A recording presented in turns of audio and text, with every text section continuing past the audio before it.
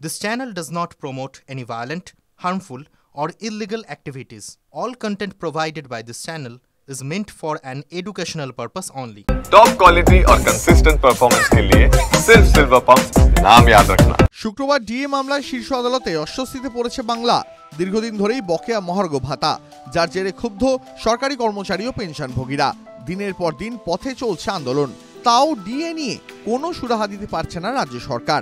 এই আবহেই এদিন সুপ্রিম কোর্টের বিচারপতি সঞ্জয় কারোল ও বিচারপতি মনোজ মিশ্রের বেঞ্চে ছিল ডিএ মামলার শুনানি। সেখানে রাজ্য সরকারকে কড়া নির্দেশ দিলেন বিচারপতিরা। আদালতের নির্দেশ, বকেয়া ডিএর 50% রাজ্য সরকারকে দিতে হবে। কিন্তু এই নির্দেশের পাল্টা রাজ্য কোমর ভেঙে যাবে বলে জানালেন।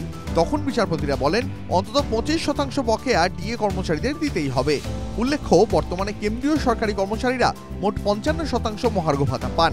সেই ভিত্তিতে কেন্দ্র ও রাজ্যের মধ্যে ফারাক রয়েছে 37%। রাজ্য সরকারের কর্মীরা পান 18% ডিএ। বাংলার কর্মীরা 18% পেলে বাকি রাজ্যগুলোর কি দশা?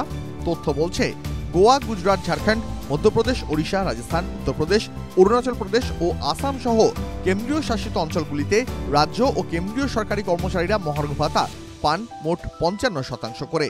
অন্যদিকে বিহার, ছত্তিশগড়, সিকিমে মহার্ঘ ভাতা দেওয়া হয় 50%। তেলেঙ্গানা ও তামিলনাড়ুতে সরকারি কর্মীদের প্রাপ্ত ডিএর পরিমাণ 53%। হিমাচল প্রদেশ, কর্ণাটক, মেঘালয়, মিজোরাম ও পাঞ্জাবে প্রদত্ত মহার্ঘ ভাতার পরিমাণ 40 থেকে 46%।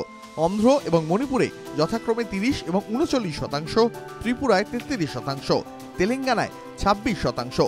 সর্বোচ্চ ডিএ দেওয়া হয় মহারাষ্ট্রে, বকেয়া মিলিয়ে 455%। তারপরেই রয়েছে নাগাল্যান্ড, সেখানে 252%, আর সর্বনিম্ন কেরালে, সেখানে 15%।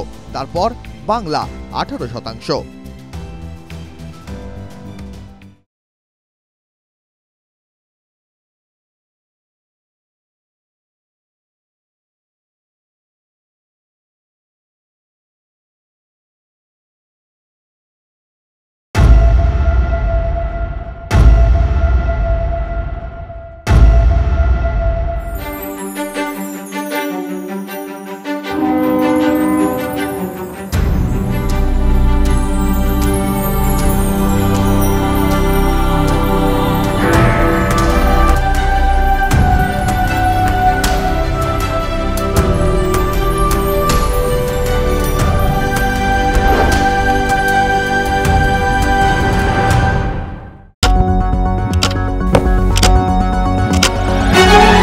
রাজনীতি শুধুই কি রাজার নীতি?